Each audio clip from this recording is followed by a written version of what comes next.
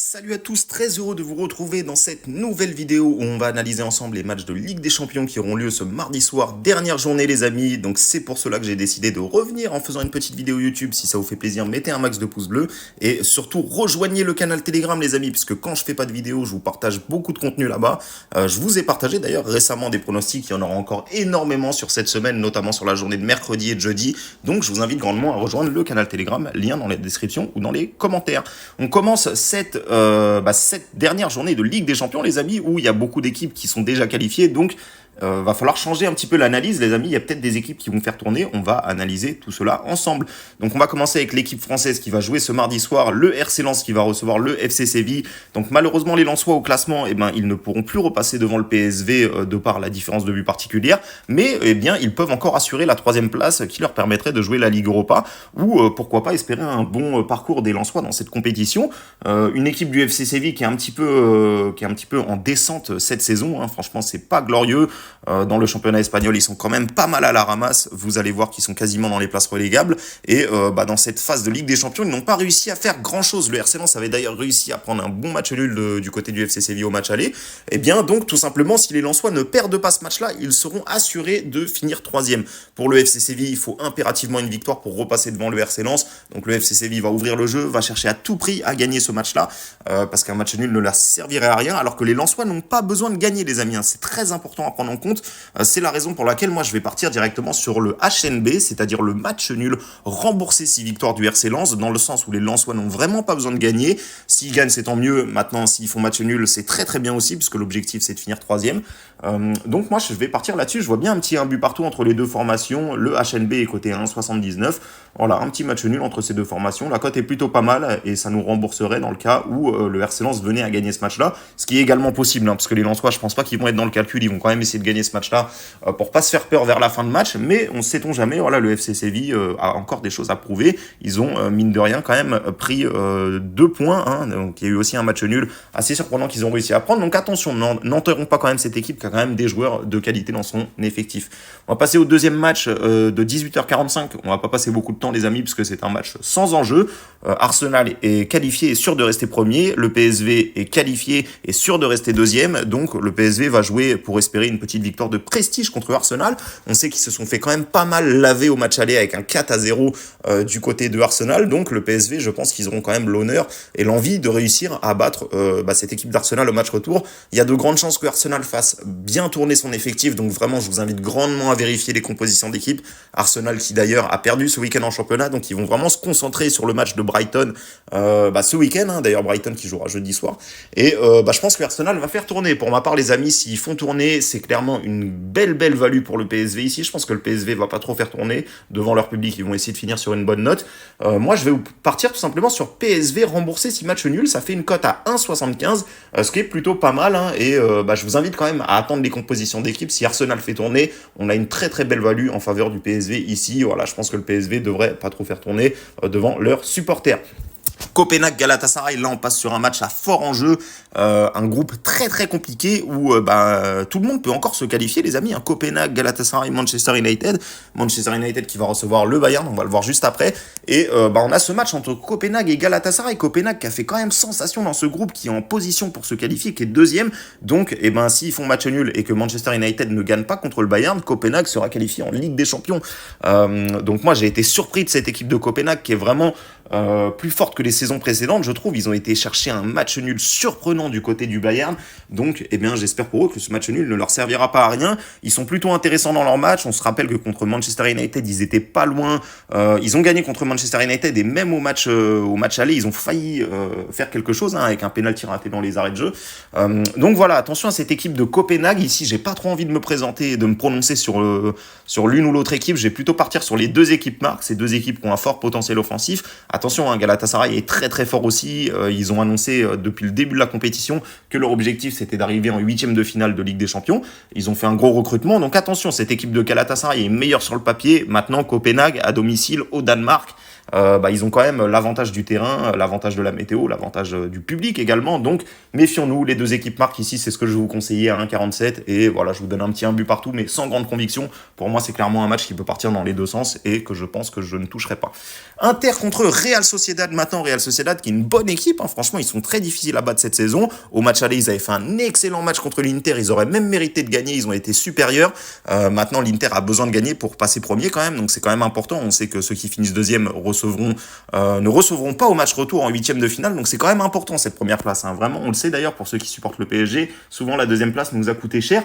Donc, c'est très important de finir premier. On a une équipe de l'Inter qui déroule en ce moment, hein, qui vient encore une fois de gagner 4-0 ce week-end. Donc, ils arrivent en confiance. De l'autre côté, on a une équipe de Real Sociedad qui est quand même costaud, qui est difficile à bouger, qui perd rarement. Donc, moi, voilà, personnellement, je vois un score assez serré. Peut-être un petit 1-0 pour l'Inter. C'est côté 1,60 pour ceux qui veulent y aller. C'est l'Inter qui a besoin de gagner après tout, hein. Donc, voilà, moi, je pense que l'Inter peut le faire devant ses tifosi. La Real Sociedad n'a pas besoin de gagner. Donc, c'est pour ça qu'ils ont une cote aussi haute, hein. Un simple match nul leur suffira à terminer premier. Donc, voilà, sans grande conviction ici, je vais vous proposer tout simplement l'Inter gagne à 1,60, un but à 0. Manchester United contre le Bayern Munich. Alors une équipe de Manchester a deux visages, hein, vraiment, ils ont fait un match assez intéressant contre Chelsea où ils ont eu énormément d'expected goals, hein, ils ont fait vraiment beaucoup d'occasions dangereuses. Alors après, il faut aussi dire que Chelsea est complètement à la ramasse et juste après, tout le monde s'attendait à ce qu'ils enchaînent, qu'ils partent sur une série et ils prennent 3-0 à domicile contre Bournemouth. Donc compliqué cette équipe de United qui a vraiment deux visages, qui peut sortir des très gros matchs comme ils peuvent passer complètement à côté de leur match. Le Bayern, ce week-end, ils ont pris 5 buts contre l'Eintracht Francfort, donc c'était vraiment le gros score du week-end. Le Bayern qui est déjà qualifié, qui est sûr d'être premier, Manchester United qui a vraiment l'enjeu, qui sera devant son public. Donc c'est pour cela que les cotes sont comme ça, les amis. Moi, je pense que voilà, après le Bayern, même quand ils font tourner, ils ont quand même un effectif très fort, donc c'est compliqué ici de jouer Manchester United. Maintenant, c'est eux qui ont vraiment besoin de gagner, hein. Vraiment, s'ils perdent, ils finiront même pas troisième, hein. Donc ils ont vraiment besoin de prendre quelque chose ici, les Mancuniens. Donc, je vais partir tout simplement sur l'équipe qui a le plus d'enjeux, les amis, hein, c'est très important quand même. Donc, Manchester United remboursé 6 nuls, c'est coté à 1,98, c'est plutôt pas mal, à voir ce que le Bayern va mettre comme compo d'équipe. Mais voilà, Manchester United remboursé 6 nuls, 1,98, à aller un petit 2-1 pour United, sachant qu'ils ont quand même l'enjeu, contrairement au Bayern. Naples contre Braga maintenant, une équipe de Braga qui est surprenante, hein, qui fait vraiment un très beau parcours, que ce soit même en Ligue des Champions où ils sont encore en lice pour se qualifier, ou que ce soit en championnat où ils sont plutôt sur une bonne période, hein. C'est quand même la meilleure équipe, la meilleure attaque du championnat portugais. Ils ont inscrit 36 buts en 13 matchs. Donc c'est une équipe qui a quand même l'habitude de scorer. Ils ont également réussi à marquer contre le Real. Ils ont marqué contre toutes les équipes, je crois, dans cette Ligue des Champions. Donc vraiment attention à cette équipe de Braga qui peut faire du dégât. Moi je trouve que les deux équipes marquent ici, franchement, c'est plutôt intéressant. On a du 1,67 les amis, sachant que Braga c'est une équipe qui score vraiment quasiment partout. Naples ici, ils n'ont pas besoin de gagner. Un simple match nul leur suffit à se qualifier.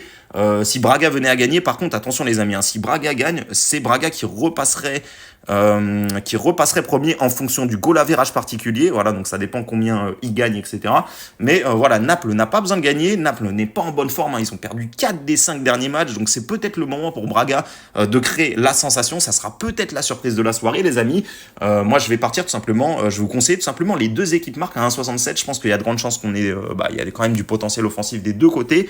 Donc voilà, pourquoi pas un petit match offensif, un petit 2 buts partout entre les deux formations. Les deux équipes marquent à 1,67 pour ceux qui veulent y aller.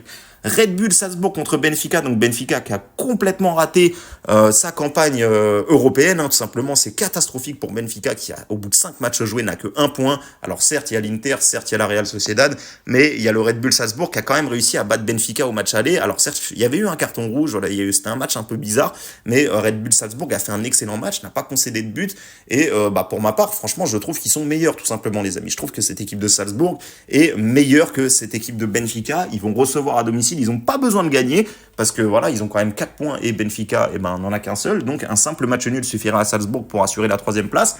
Mais voilà, je pense que Benfica, ici, ils sont vraiment pas en forme en ce moment. Ils restent sur 3 matchs nuls consécutifs, en plus de ça, contre des équipes assez faibles de leur championnat où ils sont censés gagner. Donc attention, on a également un suspendu du côté de Benfica, Antonio Silva. Donc voilà, les amis, moi je pense que le Red Bull Salzbourg, en contre-attaque, ils peuvent gagner, même s'ils n'ont pas besoin de gagner. Voilà, c'est le style de jeu qui me laisse penser que Salzbourg, devant ses fans, peuvent les contrer, même s'ils n'auront pas forcément la possession, etc. Je pense qu'ils sont en mesure de gagner. Je vais vous donner un petit 2-0 pour le Red Bull. Et Red Bull remboursé 6 nuls, c'est coté à 1,98. Union Berlin contre Real Madrid. Donc cette équipe de Union Berlin qui, pour ma part, n'a pas eu de chance clairement puisqu'ils ont perdu énormément de matchs dans les arrêts de jeu. Ils étaient sur une très très mauvaise série, ils ont enchaîné beaucoup de défaites, mais là ils viennent juste de retrouver la victoire après une longue période sans victoire. Ils ont gagné ce week-end contre Mönchengladbach. Et voilà, l'Union Berlin qui, mine de rien, a un effectif plutôt intéressant, a proposé des bonnes choses. Souvenez-vous, au match aller contre le Real Madrid, ils perdent 1-0 dans les dernières secondes, dans les arrêts de jeu. Donc voilà, cette équipe d'Union Berlin, c'est quand même une équipe qui est difficile à bouger. On a une équipe du Real qui est déjà qualifiée, qui vient de se faire accrocher ce week-end d'ailleurs contre le Betis Séville, qui a perdu la première place du classement espagnol d'ailleurs. Et ici, Union Berlin a encore la possibilité de se qualifier pour la Ligue Europa, les amis. Donc c'est quand même Union Berlin qui a l'enjeu. On sait qu'ils seront dans un stade où il y a beaucoup de spectateurs qui vont pousser pour aller chercher cette victoire et pourquoi pas arracher cette 3e place. Donc voilà, encore une fois, ici, c'est très compliqué à analyser parce qu'on ne sait pas trop ce que le Real va faire, on ne sait pas s'ils vont mettre les titulaires, on ne sait pas s'ils vont faire tourner. Union Berlin, eux, c'est sûr, ils vont jouer à fond, mais voilà, on ne sait pas trop. Donc attendez quand même les compos pour partir sur ce pronostic-là. Mais moi, je pense que Union, là, ils viennent de regagner. Ils sont sur 3 matchs sans défaite. Ils sont peut-être en train de repartir sur une bonne série. Il faut pas oublier que cette équipe-là, quand même, la saison passée était excellente. Ils n'ont pas trop changé d'effectif. Donc, ils vont peut-être enfin passer vers une spirale positive et pourquoi pas arracher cette place qualificative en Ligue Europa. Union ou nul, c'est coté à 1,89. Pourquoi pas un petit 2-1 pour Union si le Real Madrid fait tourner, encore une fois, c'est toujours à prendre avec des pincettes. C'est pour cela qu'on va sans doute attendre les compos d'équipe avant de parier sur cette dernière journée de Ligue des Champions, les amis.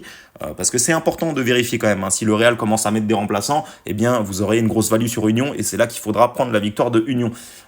Donc voilà, les amis, j'espère que ça vous a fait plaisir, ce retour des vidéos YouTube. Encore une fois, si vous souhaitez voir mes pronostics, ce que je mise, etc., rejoignez le canal Telegram. Vous avez le lien dans la description ou dans les commentaires. Et sur ce, je vous dis à très vite pour une prochaine vidéo.